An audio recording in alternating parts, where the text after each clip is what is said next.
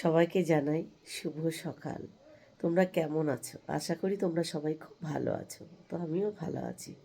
তো সকালবেলা উঠে ফ্রেশ হয়ে চলে এসেছি ঠাকুর ঘরে। প্রত্যেক দিনের যে আমার ডেলি রুটিন এটা, সকালবেলা ঘুম থেকে উঠে আমার গোপাল সোনাকে আমার সেবা দেওয়া।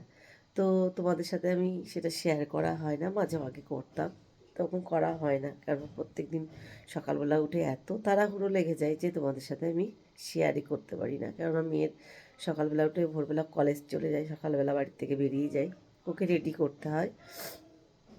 তো ভাবলাম যে আজকে যাক তোমাদের সাথে একটু সকালবেলাটা, সুন্দর সকালটা তোমাদের সাথে শেয়ার করি।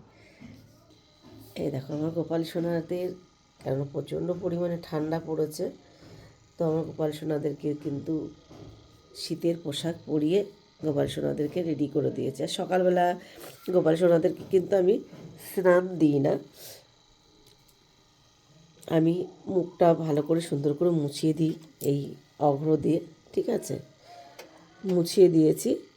আর গায়ে একটু সেন্ট দিয়ে দিই, এই দিয়ে আমার গোপাল সোনাকে রেডি করে বসিয়ে দিয়ে তারপরে আমি গোপাল সোনাকে সেবাটা দিয়ে দিই।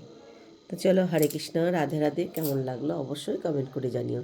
আর সবাইকে জানাই শুভ সকাল, গুড মর্নিং।